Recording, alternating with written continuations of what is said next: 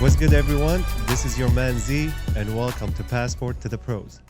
Today, we're bringing to you another inspiring story from the global game. Our guest is a professional basketball player who gave an outstanding career for himself overseas, not only by his talent, but also by his character and energy that he carries with him everywhere he goes. He's a devoted father, family member, and a community member. He lead not only on the court, but also outside the court. He lead an inspiring nonprofit organization with a great cause that touch a lot of people's lives. Today, we have the pleasure to have him here. It's more than just basketball. It's legacy, it's community, and for sure, it's an inspiration and purpose. I'll let Patrick do a better introduction for our guest. This episode, our guest is Ryan Holmes Sr., born in Chicago Heights, Illinois, played his college ball at Philander Smith University in Little Rock, Arkansas. 6'6" shooting guard who played internationally in Bahrain, Canada, Colombia, Saudi Arabia, Libya, Mexico, Syria, and got started in Jordan. In 2011, Ryan and his mother founded One Thumbs Up, a charitable scholarship organization to honor his late sister's life by making a tangible impact in the community. Ryan, thank you so much for being here today. I appreciate that, man. Thanks for having me. Man, it's great to have you over here. You know, we've been together in the same league, not had the pleasure to play together, but if I know one thing, I know when we play Ryan, you know, you got to have some good sleep. Tomorrow there is 30-point might be driving on your ass. So, so let's get it going. Thanks for having me. I appreciate it. Yeah, And just to let you all know out there, this episode is brought to you by Mercedes-Benz of Arlington. Yes, everybody need to know this is one of very few family-owned Mercedes-Benz location in the whole country. I've been a customer, a friend, and who doesn't like Mercedes? So, you know, it's one of many. They shows a lot of interest to be with us along this journey. So, guys, go there, ask for Azam. He's my guy, and I know you will be in great hands. So, Ryan, where do we start? Oh my God, Man, I feel like we've already started, right? Yes, All day, man. yes. So, And by the way, we're having today one of your friend, your yes, enemies sir. back in the days, Chad Hendrick, man. He's the man. He's gonna be with us as much as possible. But right. great to have him here because they used to be a rivalry before. But at the same time, they are from Seriously. the same road. Thanks. Friends, but when we get on that court, man, it was a battle. That's Every right. time. That's Every right. time. Absolutely. Yeah. Yes. So Ryan, let's start off with where it all began. You know, tell us about your background and how your upbringing made you the person you are today. Okay, well, man, born and raised Chicago Heights, Illinois. I always tell people, because I say Chicago Heights, they automatically make me be from Chicago. There is a difference. A little south of Chicago. Still Cook County, but Chicago Heights, man, born and raised. Close-knit family, single-parent household.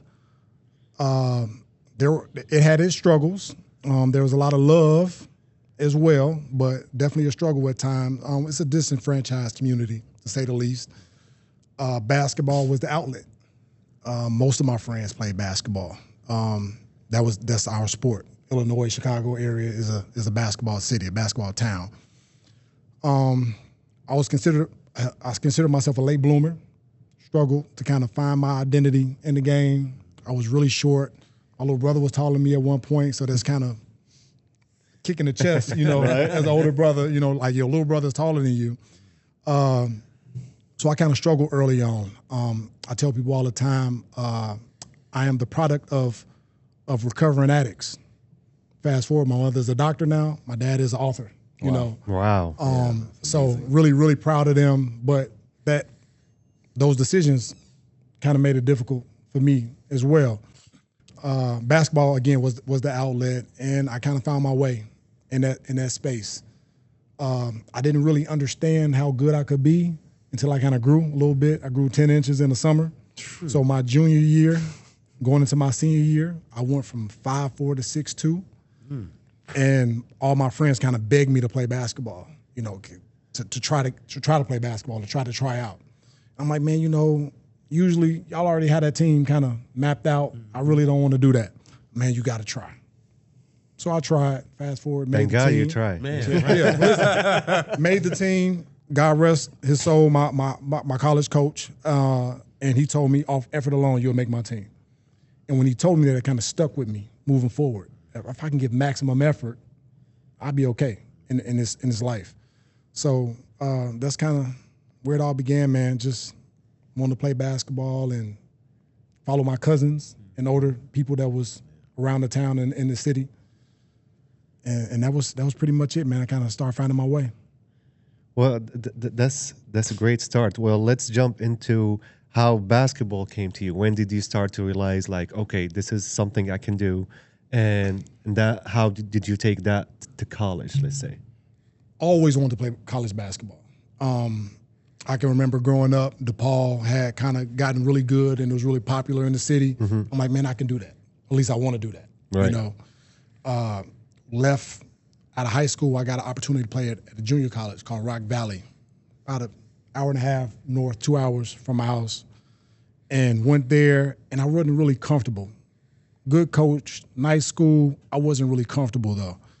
Stayed there a semester. Pivoted, went to the military. A lot of people don't know I was in the military. I didn't know that about you. But I was in the military. So when I first signed, I went full-time. Basketball was kind of still knocking at me, kind of pulling at me, pulling at my heartstrings. So I asked my recruiter, hey, can I do the reserves? Yeah, you can do the reserves.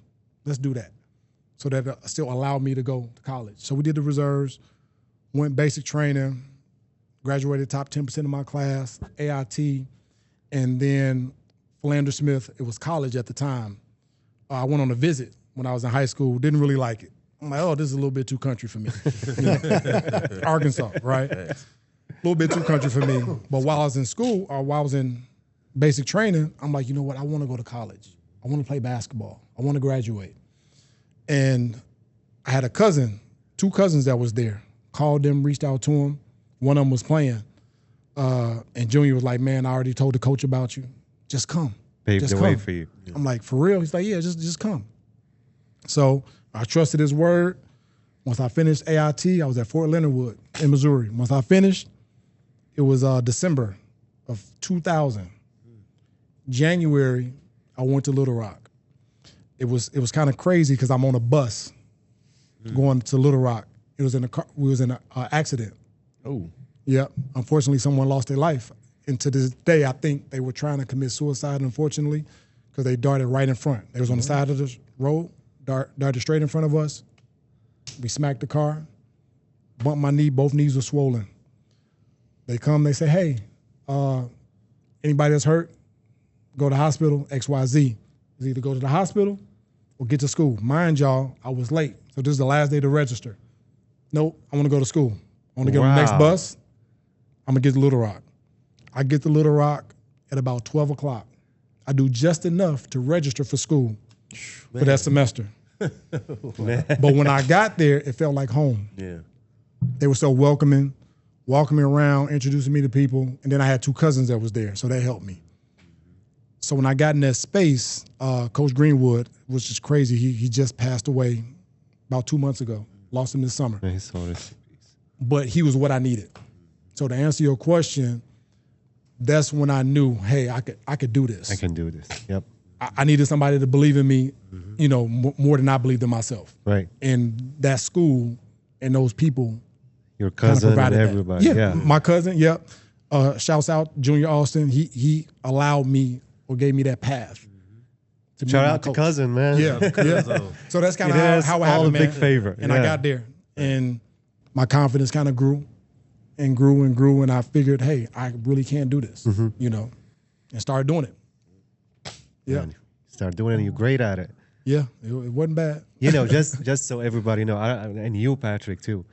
He's still dunking. Yeah. He's still windmilling. Like, yeah, he still plays. I'm just y'all. listening and my back hurts, you know? just listening to what he's doing. He's still playing. He's still dunking the ball. Yeah. That is very impressive. Yeah. And to touch on that mentality that you sacrificed going to the hospital just to go and catch up on the school. We have a story for this. We're going to mention later. I don't want to, he does this often. Yeah. Obviously. When you hear the second story, you're like, he does that often. Yeah, I know what you're talking about. But yeah, man, it was either if I go, then I'm gonna have to go back home to Chicago, Yeah. Right. do drills in Chicago, and I'm back at home in the Heights. I didn't want to do that. I wanted to go to school. To just go get it. Knees swollen, everything. I went. I didn't say anything. I just went. You know, Yep. and it was the right decision. I'm still connected to my alma mater to this day. You know, so it was Some the right stuff decision. in life it meant to happen. you Yeah, know? absolutely. I don't think I ever even told that story on camera. That's awesome. Yeah. But yeah, That's crazy. Well, thank you. yeah. That's a good story. It's all part of the experience. But It is. Another part of your experience I saw on your social media was your fraternity. And I wanted to kind of just ask you about how that made an impact on you as a man. Because I know that normally people associate, fraternities with partying or whatever. But I was in a fraternity and it made me a better person. Absolutely. And so I wanted to ask you about that as well. And the impact on that on your basketball career as well. That's an amazing question. Great question. Unfortunately, growing up, I didn't see a lot of positive male role models, and not that I didn't have any, because I had some, but I never seen so many in one space. And I knew nothing about fraternities when I got to Arkansas. Clueless.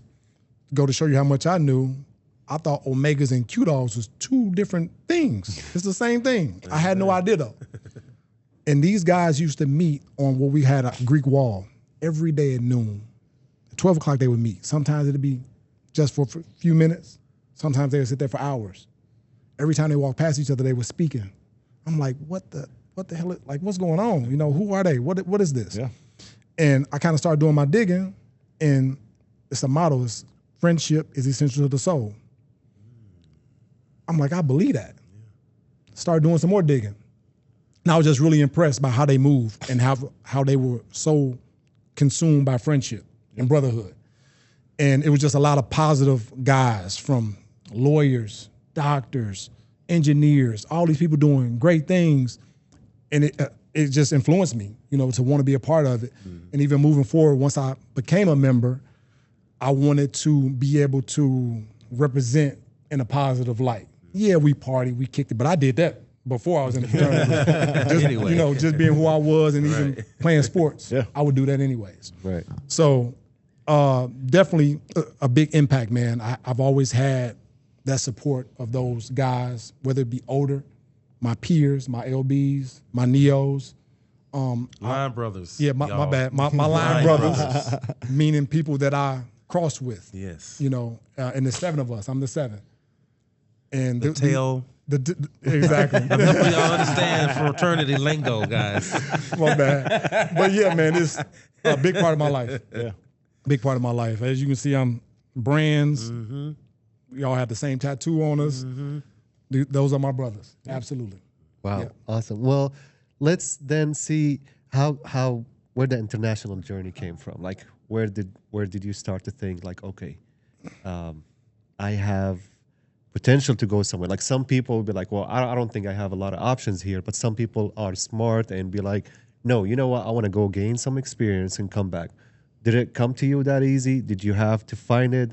How did you get into the international game? Yeah, I wanted to add to that question because the underlying aspect to that is going to a school that's considered small with not a lot of opportunities per se when it comes to being a pro athlete. Yep. Despite those challenges, you saw it upon yourself at some point that you could still pursue this game as a professional athlete coming from humble beginnings at Philander University. So, yeah, how did that come about? You starting to want to play overseas or play pro ball in general? Like, when did that start? How did that happen? So the first person that said it to me looked me right in my face and said, hey, man, you can get paid to do this. Coach McGraw, God rest his soul, man. And I will speak on this a little later. 4 coaches that had a big impact on my life. All of them have passed. Right. Wow. Most recently, a couple months ago, Coach Greenwood. But Coach McGraw, he looked me in my face and said, hey, he called me big man on campus. Holmes, or big man on campus is what he called me. Hey, Holmes, somebody pay you to play this game. I'm like, huh? No way. That's what he told me. I'm like, I hear him talking, but I'm like, yeah, whatever. And he would constantly say it. And after hearing it so much, I started to believe it. Also, family friend, my parents grew up with Craig Hodges. All right, Craig Hodges is Chicago royalty, Chicago Heights royalty. All right, Chicago Bulls. one of the greatest shooters to ever touch a basketball. Absolutely. Okay, he was the shooting coach for the Lakers. So I'm like, you know what? I hear what Coach saying, but let me send something to Hodge.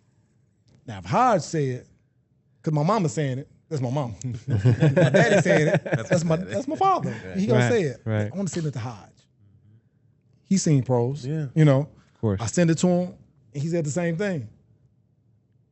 After he said right. it, now I'm like, you know what? Never There's got to be some doubted truth it. to Gotta it. be some truth. And he actually gave me some direction. He said, listen, this is what we're going to do.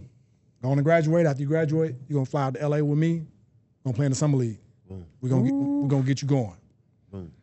That's how I was able to get into that space from a small school. Yeah. About who you know.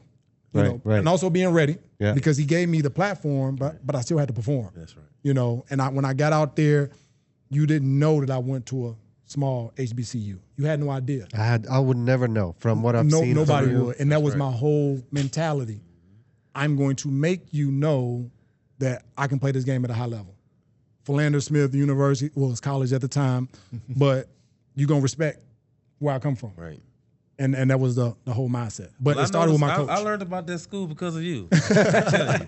I know about Philander because of this gentleman right here. Okay. yeah, that was the mindset. And yeah, Chad told me, he was like, you would never, from his resume, you would never think he came from such a school. I mean, no disrespect. Yeah, but it's I not, understand. It's not like the big Yeah, yeah. basketball school Right. you Not think a of. Duke or Yeah. Yeah. UNC. Right. What you expect. Right. You know, their Yeah. path is pretty much laid out for them. But Right.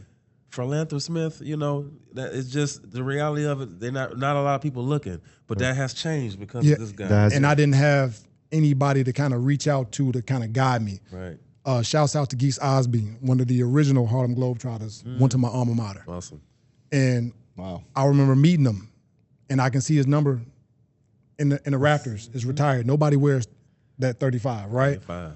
However, that's a big age gap. He Right. did that in the 60s. It was 2005, and I had nobody to kind of reach to because nobody had done it. There's nobody done it before. So I kind of had to just kind of freestyle and find my way, and God kept sending me people to assist. Right. And that's- since you, 14 players That's now right. all Please over. mention Yeah, that. yeah. It's The map. several, man. Yeah. It's several. Yes. Listen, several Philander Smith University players that are doing great things from EuroLeague, all type of stuff, man. Just doing amazing. So I'm happy to know that, Yeah. see it. Awesome. You set the bar high, so Yeah, absolutely. everybody Yeah. gotta catch up. Absolutely. So, Philander Smith to now LA. How did Jordan come about? Man, Jordan was your listen, first the stop, country. right? Patrick asking some great questions. Great question. Man, Patrick Great is questions. the leader of this. Listen, he asked some great Great questions. questions. Yeah. So when I get to LA, I meet Hen I know him. Abu Ferry. Yes. I meet Hen, right? I meet Hen, and I meet some other agents, and everybody is kind of talking, have a plan or idea for how I'm supposed to navigate this space. And she seemed, at the time, I'm saying seemed because I didn't know, but she seemed more upfront and honest. I've always been a person, tell me the truth. I don't need nice lies. Yeah. Okay? That's right. It just don't work for me. Don't be the truth. So she's kind of laying out her plan, how she sees things, and her connects. She's Jordanian. She calling people on the spot. I like this. Yeah. Okay. You calling people I can reach out and touch, you know. And she called Gaif Najjar. Gaif Najjar. Shouts out to him. I'm still in contact with him to this day. All right. That man treated me great. And that was the connection to Jordan. And I kind of told him, and maybe a little arrogant, a little cocky maybe, but I felt like I had to be because I come from such a small school. He has no idea about this school. I said, listen, man, if you give me opportunity, I'll be an asset to your club. I don't know what y'all been doing, but if you allow me to come, it's gonna be better, okay? And because of the way I was speaking, he was like, man, I had to take a chance on you. Right. I had to see. Had to see for And he myself. brought me, and that's how it kind of happened. That's pretty cool. Yeah. Chad, you played in Jordan too, right? did. you play at Yes. the same time when he was Yeah, that's playing? how I met him. Yeah. Uh-huh. Yeah. Oh, man. Wow. Yeah. Yeah. That's how I met him. Yeah. My rookie year, man, I'm Yeah. just Yeah. new to everything, just trying to figure it out. And And he's Hen- living like he's been doing it for years, Listen.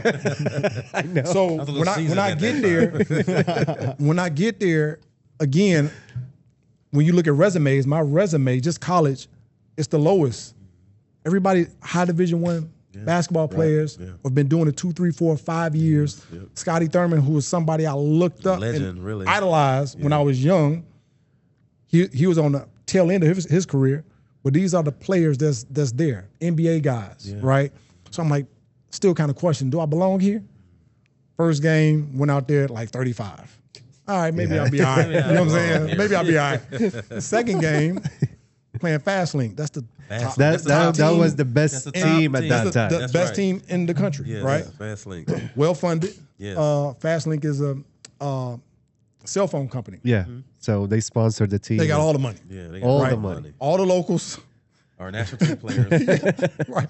Yeah. All the national team They were players, actually all that. exactly the national team Yeah, player. listen, Yeah, listen. like 9 out He of was them. the Yeah. national Seriously, right? And then I just played with Sam in the summer league. Sam Douglas, Yeah, basically Sam an American right? player. And he Shout out throwing to me Sam, alley-oops man. from Sam Douglas, definitely yes. throwing me Sam, alley-oops you from should half come court. So I over. know Yes.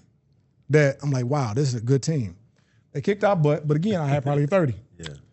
So even though we lost, I know that I could compete. Yeah. And I belong here, you know. So that was the beginning of the Beginning overseas, to many. the overseas career, man. That's right.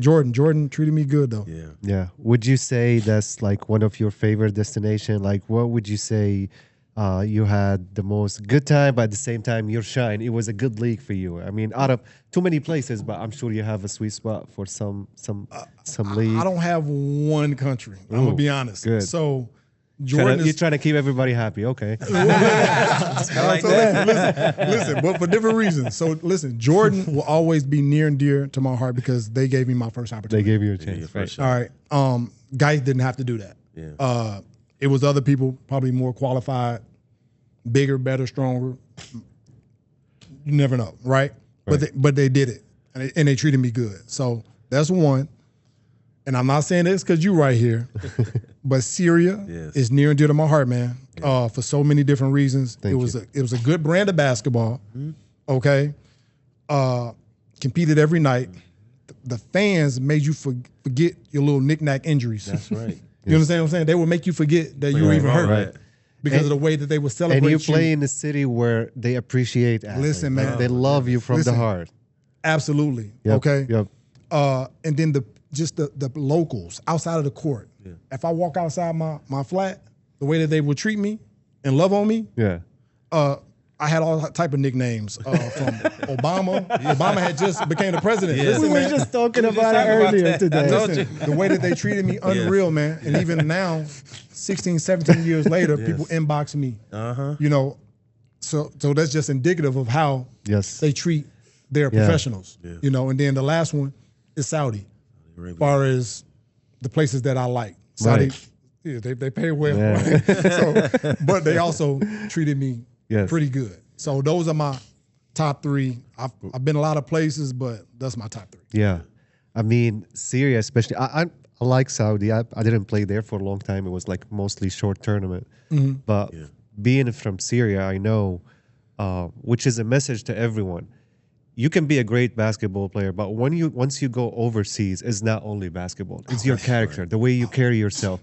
People sees that in you. And like you said, you might not win all the games, but if they see your heart and they see, you know, you're genuine and you're taking this seriously, because for Absolutely. them, that's their way out That's of right. life. Like That's this right. sports Absolutely. is like, it's like religion escape. for them. Yeah. It's like, this is what I really want to go and watch. Like, you told me a story about the little kids will come to watch you practice or playing, and he'll bring some little candy just to show you. You know, it's Pistachios. what's the candy? But for him, probably is the most valuable thing he had. That's right. He just want to give it to you to show you some love. That's right. And I think it's a good time to mention the story that in one of big rivalry game in man. that city, Ryan will fail on his head and he will go out. Blood and everything. People thought like, you know, that's it. Yeah. And he refused to go to hospital and get stitches until he finished the game, and they won in double overtime. Yeah. So Yes. it show, you know, they saw that in you, and they're gonna love you forever for that. Yeah. It should post the image. Put it right there. Yeah. Yeah, well, listen, man. Listen, my first game, and I do, if y'all don't mind, I want to touch on Absolutely. how Syria rejuvenated my career, and that's another reason why Absolutely. it's near and dear to my heart. Yes. I had played 2 years before I got to Syria. Hurt my knee in Colombia. I was playing a lot of basketball, man, on some bad courts. Yeah. Playing 4 times a week. And the way that I play above the rim. All that jumping. Big 4 time times a dunker. week. It's an understatement. Man, it hurt me. And I was hurt. So I had to go back home. And Hen called me and said, hey, I'm doing a tour team in Syria. I said, what's a tour team? She explained to me what a tour team is. So long story short, y'all, a lot of people will bring about 8, 10 Americans to a country and give them opportunities to play the local teams and get signed. I said, cool. When is it happening? October. I'll be ready. I told them I packed up 2 full suitcases. I'm not coming back till April, May. Guaranteed. Somebody's going to sign. I'm getting this contract. Right. Yeah. I get over there. I had several opportunities. I end up signing with a team based out of Holmes. Okay. And my first game, maybe the first couple plays, I go to shoot, I get bridged, knocked unconscious. The other American told me, he said, man, I thought you was dead. He said, I've never been so happy to hear somebody snoring. When I ran over to you, you was knocked out, you were snoring. Yeah. At least I knew you was alive. Yeah. You know, kind of picked myself up, got myself together, and they were trying to take me to the hospital. I said, no, I've already lost by getting knocked out, and I'm probably gonna need stitches. At least let me win the game. No, Ryan, you gotta go. Listen, if y'all don't let me play, y'all might send me back to America. Yeah. Got back in the game. I played terrible the first half. Couldn't shoot. Halftime came, kind of collected myself. Concussion, bro. And I knew, hey, I can't shoot, but I can still go to the basket. I can still rebound. I can still defend. I can pass. I can be a decoy.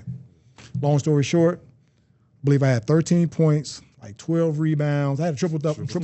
Triple-double. And double overtime, and we won. Said, now y'all can take me to the hospital.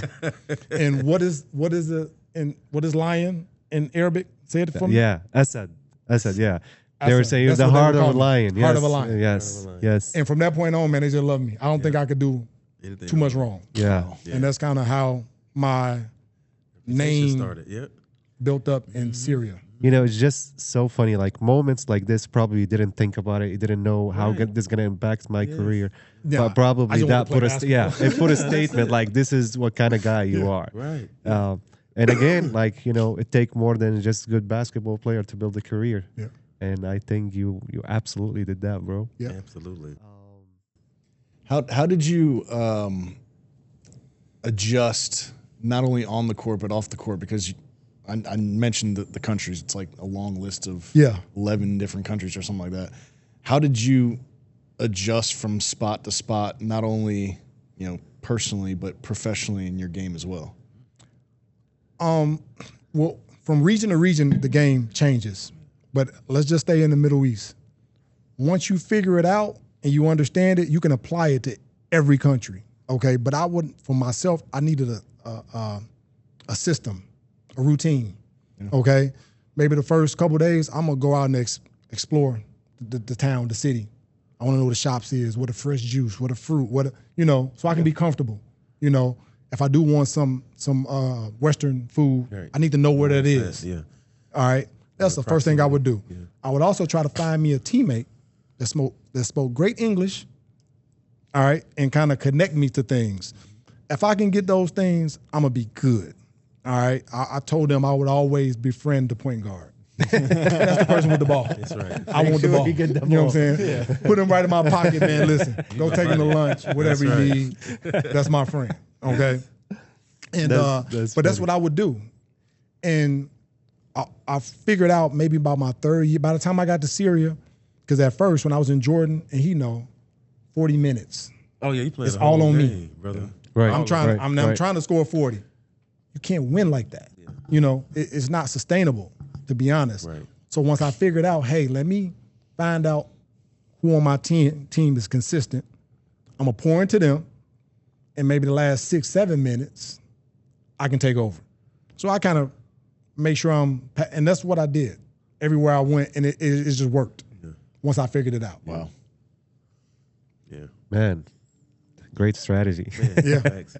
Well, speaking of all these places you play in your favorite places, what's your highlight moment? Like what moment that stay with you till this day? Like, is it a big shot, a game winner? Like, what is it to you that when that happened, you were like, now everything makes sense to me. Yeah. Like this is a life. Like that's your best moment of your life. Yeah.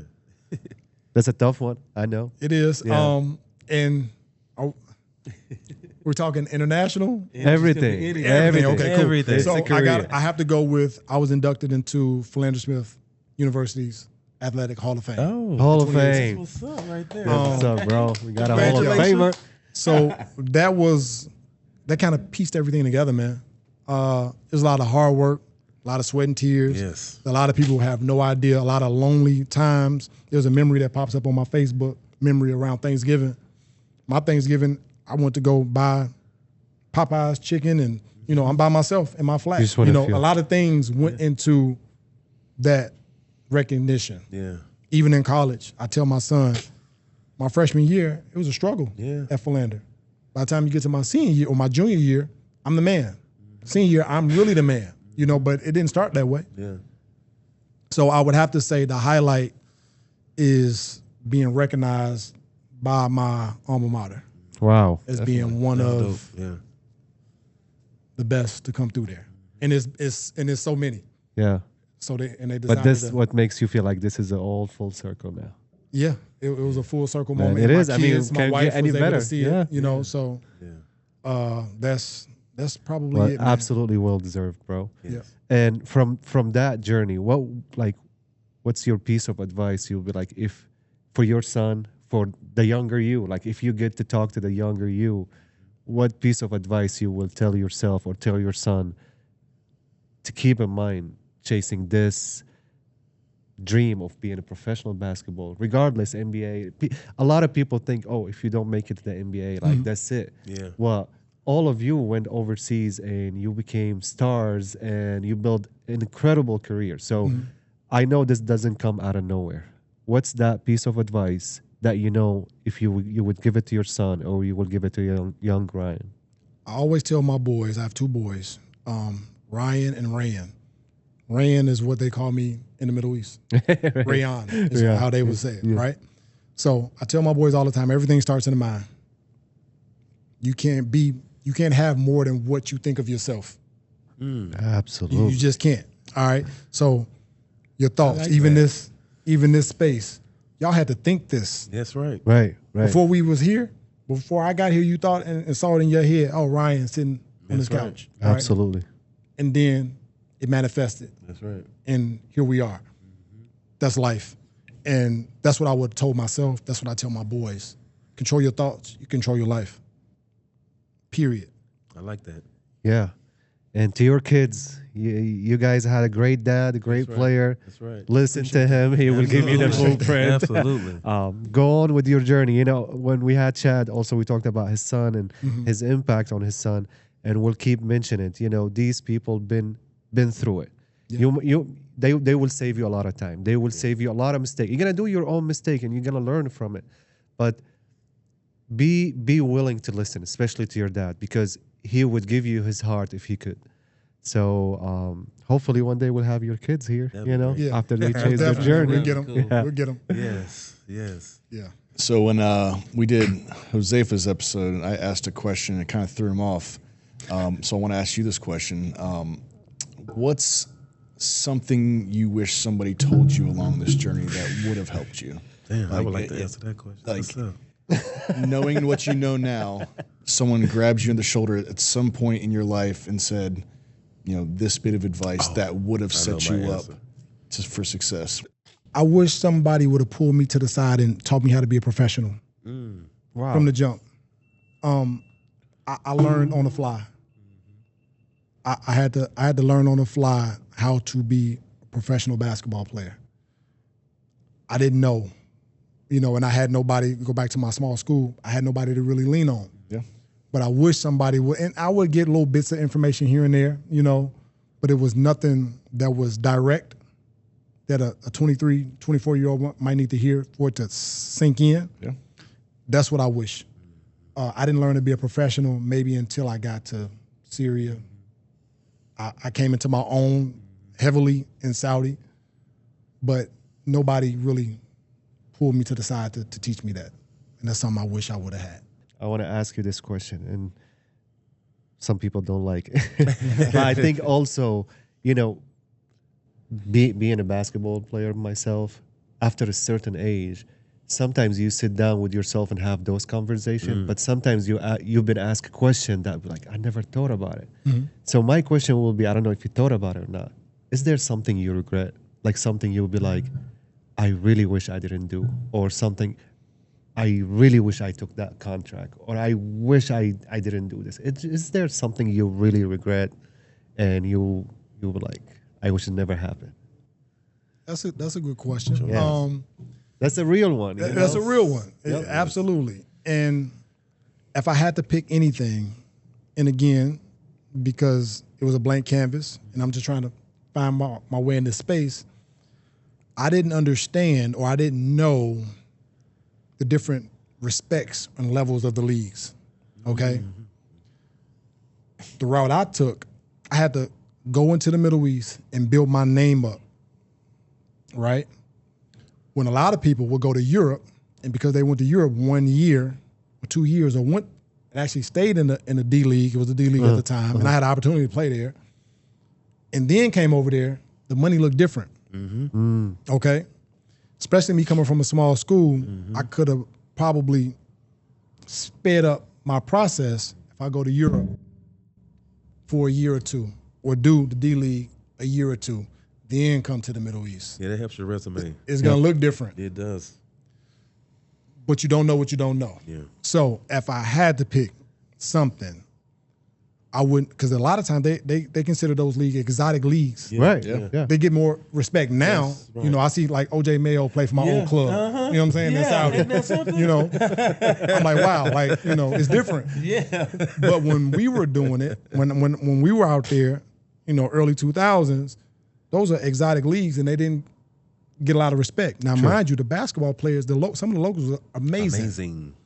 You could take some of my teammates and put them anywhere in the United States. True. And they're going to compete, But if I go elsewhere, then come there, it'll flow a lot smoother. And that's what I learned as far as the business side later on. Interesting. Yeah. Interesting. Yep.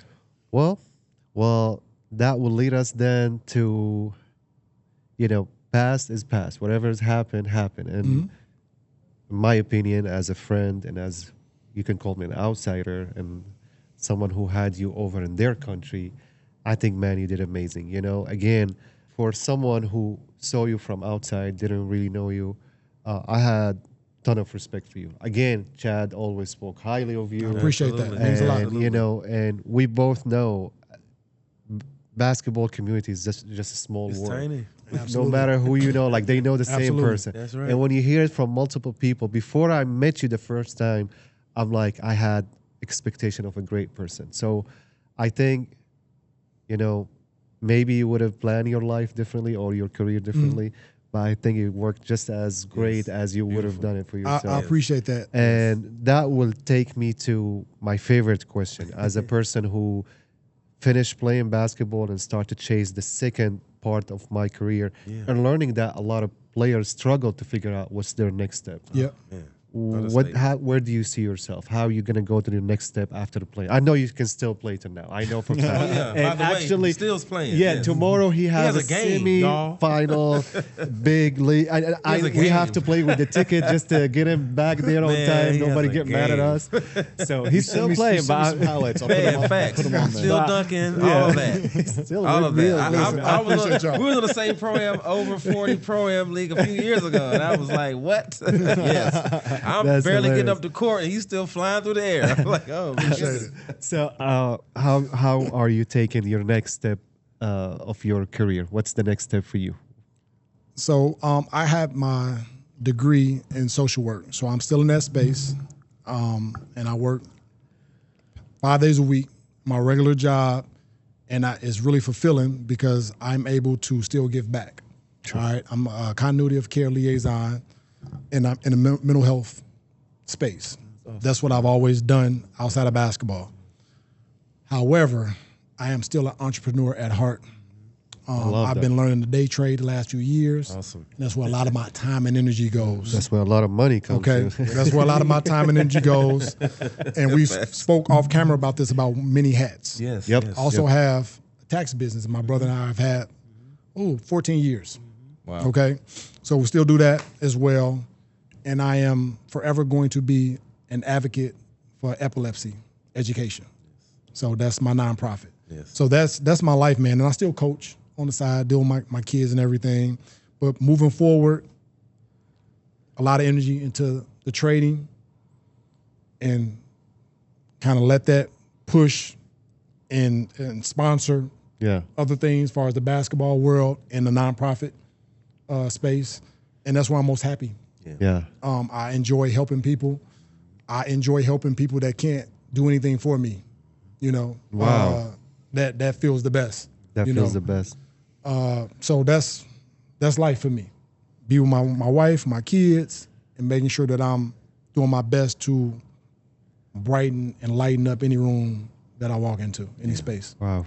You do, man. succeed You know, at that. that screams success. You know, I heard someone told me back in the days, you know, success is not a Ferrari, it's not a X amount of money in the bank. It's the life that you see yourself doing is the same reality. Yeah, It's like you're absolutely. that person who you imagine yourself always being that person. So I think what you're doing is scream success. So you mentioned your philanthropic organization. I wanted to ask you about that because I know it's a big part of your life. One Thumbs Up, something you started with your mother to honor your sister, and I just wanted to give you the stage to tell us about the organization. Please. What you do with it, how people can get involved as well. Right. I appreciate that. So I'm gonna kind of rewind a little bit. I told these gentlemen in the car, my highest amount of points I've ever scored in a professional setting was 55 points. I scored 55 points in Saudi. I scored over 50 3 times. But 55 one night, the next morning I get a call, my little sister had passed, right? And you talk about a roller coaster. Highest high, lowest low. And it was extremely difficult. And sometimes it's still difficult. Some days I go back to the feeling of that day, all right? And I've had death knock at the door before, but never no one so young. She was 17, getting ready for prom, getting ready to graduate, and it was just a struggle. May his soul rest. She had her first seizure at 9 months, diagnosed at 3 years old, and that's what she dealt with. But we never thought in a million years that she would transition that early from that, okay? So when she passed, I was in Saudi, and they flew me back home. I was with my family. We laid her to rest. I went back to Saudi mid-January. Maybe I've been depressed before in my life, not sure, but I knew I was depressed then. It was the first time in my life that I needed a hug from somebody that I knew and loved, and I couldn't get it.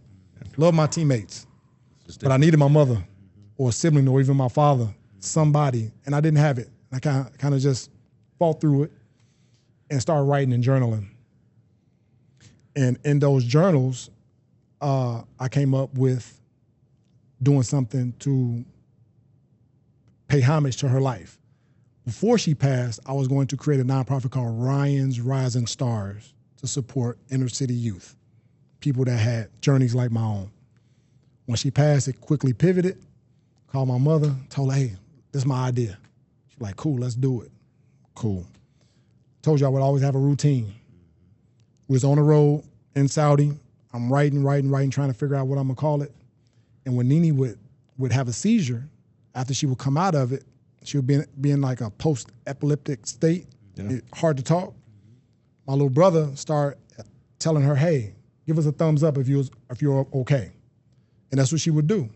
And that's how we communicated with her. So I'm like, you know what, that's perfect. I'm gonna kind of go with that. And at first it was thumbs up. Thumbs up is taken, so we had to kind of pivot. But it's an acronym, offering needed empowerment, truly helping uplift many by simply using perseverance. And that's what my sister was. That was her spirit. Yeah. Really giving, really caring. And we wanted to embody that and help people like her, whether it be special needs, epilepsy. We've even helped kids that had cancer.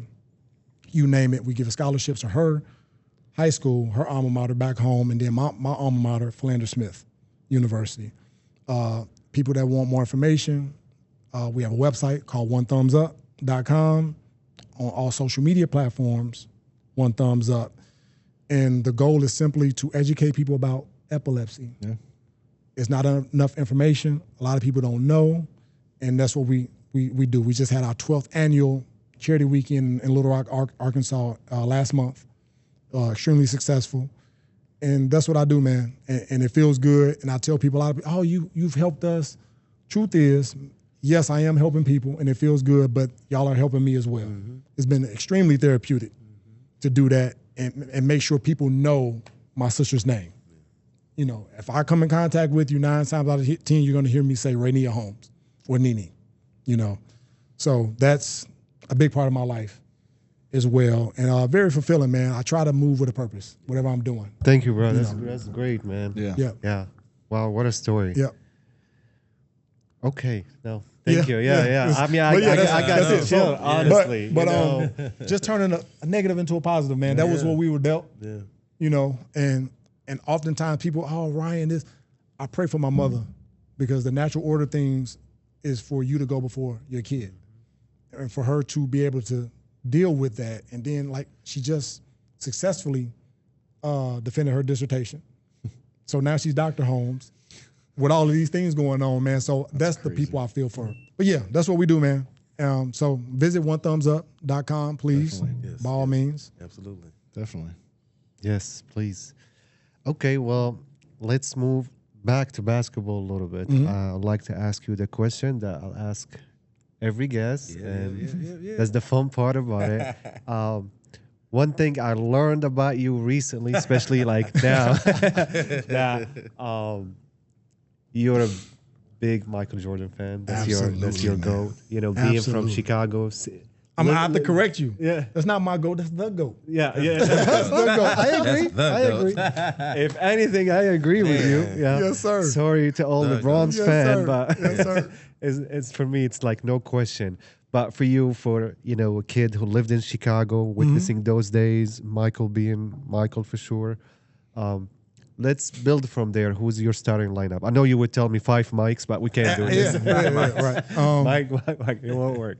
So who's your starting lineup? So you know I watch all the episodes, right? Yeah. So you allow people to have a backup. Yeah. Do I get a backup? Yeah. You get whatever you want. Man. Cool.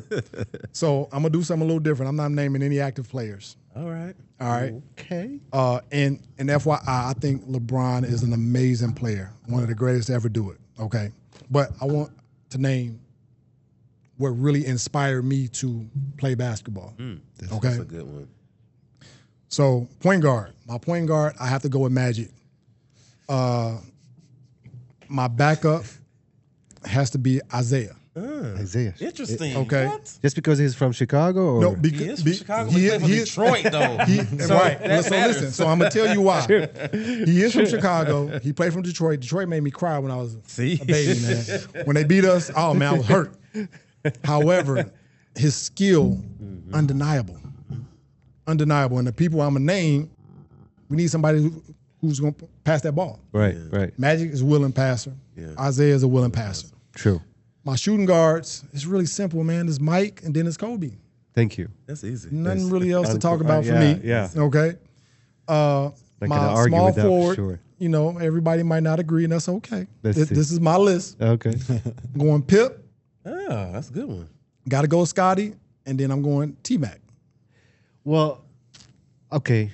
Is because T-Mac is your friend and everything, or He's one of my favorite players. okay? Before I ever met him. Got nothing to do with the Listen, person. before I ever met him. I was like, did he pay him to say this? nope.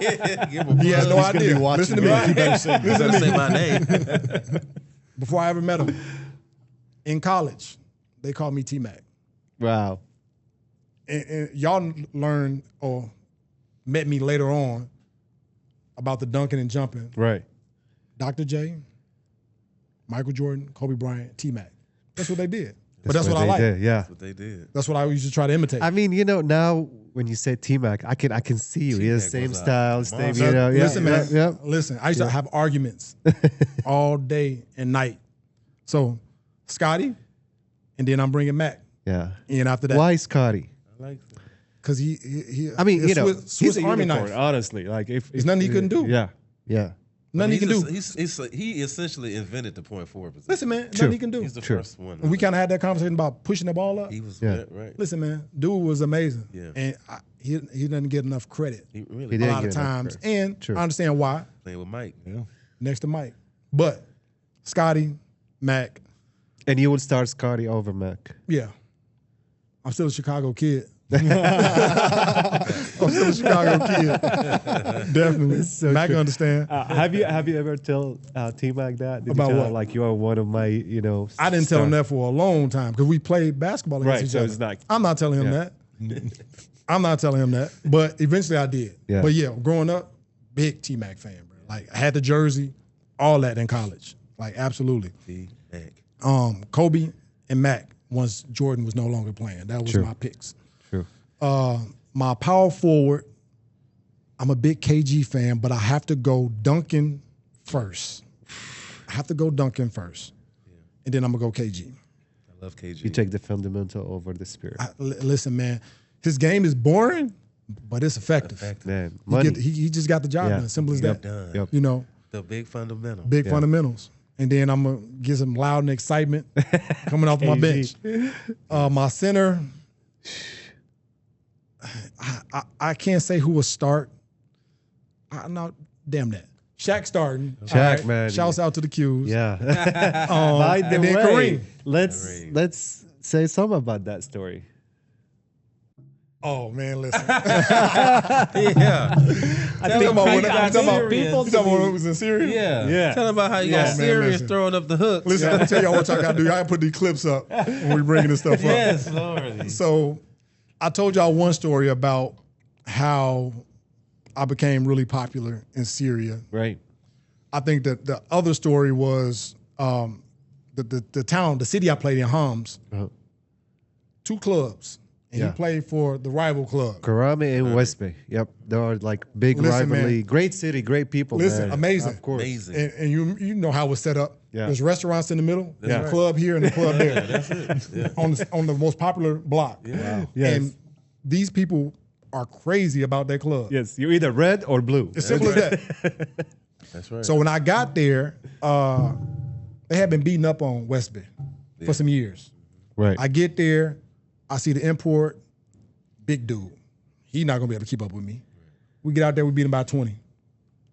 They fire him, they bring in a new guy. New guy, pretty good. He's a pro, right? Same position. They beating our butt. Halftime, we down 14. We fight back, we come back, we down 1. Outlet pass, I go down, dunk all over a guy. Bad dunk. I'm talking about this chest to chest, all that. Boom. We go up 1. The whole place is packed. They going nuts. Go crazy. All right. Yeah. The next play, I get a tip dunk. It's like a minute left in the game. They can't recover.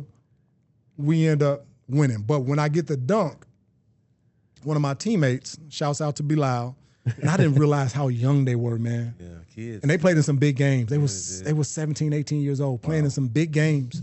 That's how it is over there. They And they start early and overseas. like clutch. Yeah, they pros way before Americans. When I first met Bilal tell me, Ryan, I know you have a celebration. All Americans have a celebration. I said, bro, I just hoop. I don't have no celebration. I know you have a celebration. No, I don't. I'm just gonna play basketball. I'm gonna get some buckets. That's what I'm gonna do. He see me dunk. This is our sign. International cue. Like this is what we're gonna do. Throw up the hook. So I dunk. I throw up the hooks. See, I told you, you have a celebration. You do this. I say, hey man, don't do that. You can't do that. What you mean I can't do it? I said, you can't do that. Don't do that. It's a process. Man, I'm gonna do it. Every time you do it, I'm gonna do it. I would fight this kid, beat up on him in practice. He still throw up the hooks. throwing up the hooks. Yep. So they have this video. It's on YouTube, all over Facebook. When I dunk on him, the camera zoom in on him. He like this. He going crazy.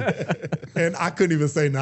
I just bumped chest with him and we went on down and That's awesome. That's a pure love, man. It is. the fans started throwing up the hooks, everything. Yeah. And there wasn't nothing I can do. It's going to be forever. Every time It they is see what him. it is. That, you know, I try to explain it, waste of time, but beautiful memories, man. Beautiful. Absolutely. So Shaq was your starter. Who's the Shaq, backup? then I'm Kareem. Kareem. Oh, Kareem. Shaq of and course. Kareem. I don't think I can lose. Tough squad. So I'm getting to know you, obviously, and they know your game and how you even categorize it as above the rim.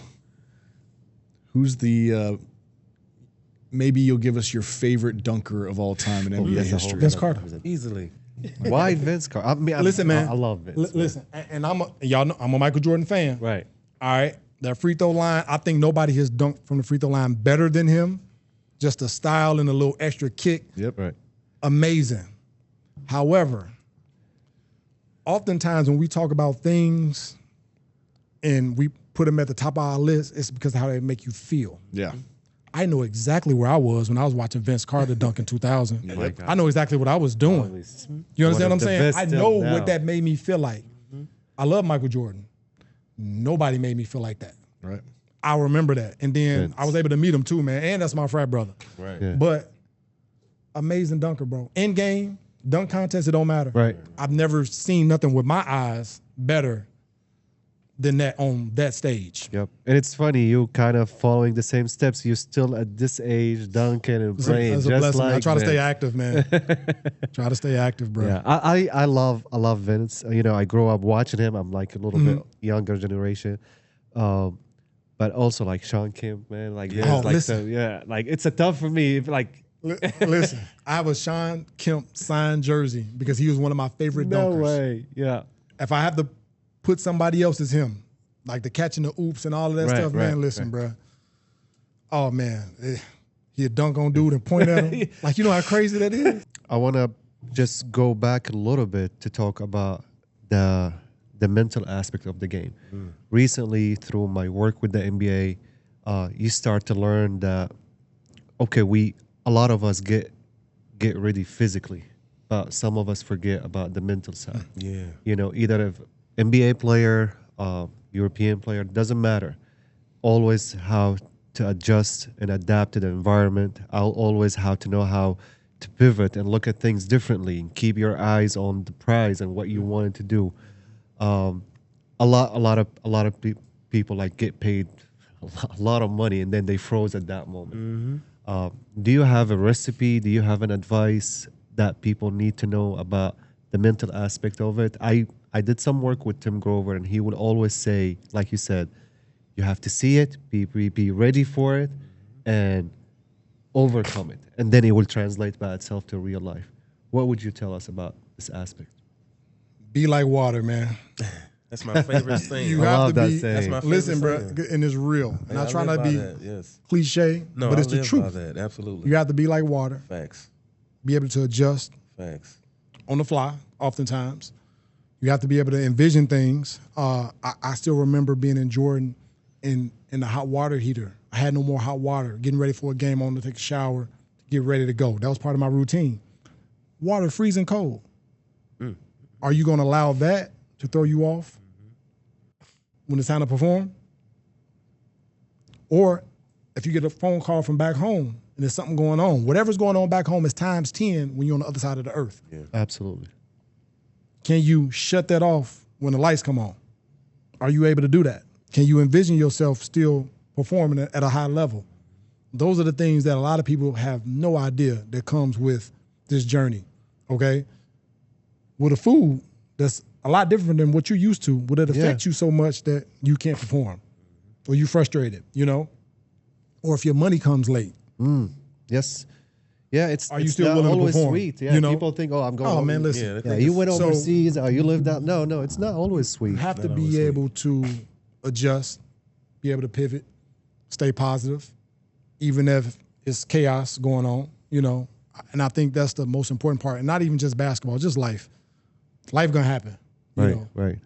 Can you make adjustments? And mostly what you do in basketball, you do in life. Absolutely. You know, if you're gonna do it in basketball, It definitely definitely do it in carries life. over. Is there a Absolutely. trick, or there is something you used to do just to get yourself mentally calm and or get yourself in the zone or stuff like this? Is there like a trick? Like some player will take like nap. Like I'll take a 15-minute power nap. Some players like just bad habits. Just I'm playing it in my head how I want it to go down. You build a scenario in your brain. Yeah, in my head, you know, especially if I've already played that team before, I know what they You're like to do. prepared. You know, if I want to dunk on somebody that night, I've already seen it in my head. You know, if I'm a score. You do. I wanted to ask that question. Are you planning like, tonight I'm going Yeah, to dunk absolutely, on this hat? absolutely. You know, but I played in my head. For me to get me going in basketball, I like to get going from a defensive standpoint. I try to see myself getting a block or a steal, playing the passing lanes. Right.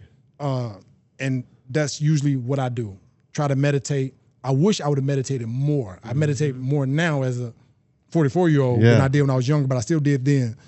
But I try to envision things, man. Once I understood and learned that my mind kind of dictated everything, I will pour into that. I would always tell my people, hey, I'm 9 hours ahead of y'all. I got to go to sleep. I got a game. So ain't no Skype and all of that stuff going on tonight. I'm already preparing. That's what's up. You know, 3 days before the game, I'm already hydrating, you know.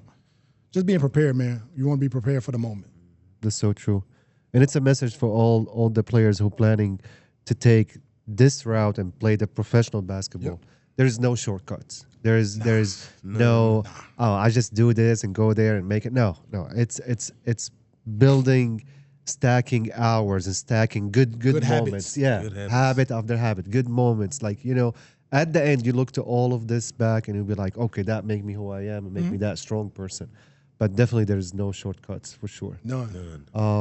Well, brother, I can talk to you forever, and I know Chad feel the same. Absolutely. And absolutely, like I always say, that's not the last time we're gonna see you here. I'm sure we're gonna have more people we know. You're gonna pick up someone to come next, and push it that way. That's right. But at the end, I want to give you a couple moments for you, to your fans, to your friends, to your family, people who know you all over these years. Please, the stage is yours. Whatever you want to say, an advice, a thank you, it's all yours, man. To all the people who loved you and knew you for all this life, what would you say? I appreciate that. Well, first and foremost, I want to say thank you to my beautiful wife, my children, just being supportive, my parents, my siblings, my village, that there's just no amount of words that I can really piece together to express how much I appreciate the support. Everything I've ever done or will do has come from your love and your support, from the fans, and it's so humbling. Oftentimes I played in these places 15, 16, 17 years ago. People reach out to me, oh, you a legend, you this, you that. Unreal feeling, man. But to you all, I thank you. It means a lot. Sometimes I might be having a rough day. I might be struggling with grief or thinking about my sister, and then those messages come because of your words or something I may have done years ago that I didn't even remember. So to all of you guys, I appreciate it. To my alma mater, I appreciate you for being so supportive. Not me now. It's easy to support me now, but you supported me when I was 19, 20 years old, and I didn't know what I was going to be or how I was going to make it or what I was going to do. Y'all didn't know either. You're supportive, so I appreciate that. People that have supported and loved on me without wanting anything in return. Forever indebted and grateful. And also thank you to those that have come along later. Might not have met you yet, but I know you're coming. Wow, that's very inspiring. Thank you all. I really appreciate it. I appreciate you for bringing me in. You taking the time to do some digging about me. We've had a long relationship. Thanks. On and off the court. I appreciate you guys wholeheartedly and sincerely. Thank you, man. Thank you for taking the time and come here to share your incredible story. Like I told you earlier, the ironic thing about life that it meant to live forward, but when you look at it backward, everything makes sense. Absolutely. Now I feel like now I know why the reason why we met overseas and we play, it all comes back to this moment to get to know you even better. Hopefully for many more to come. And thank you, Shad, for being here, with your brother, with your Absolutely. ex-rivalry, let's say. right. And thank you, Patrick, for everything, your Your question always the good one. Oh, yeah, I need to listen, pick up good. some Yeah. from you. Patrick coming with it, man. He do. Definitely. Yeah. Well, thank you everyone for listening. More to come. We have a lot of more interesting guests coming over. Until then, thank you so much and take care.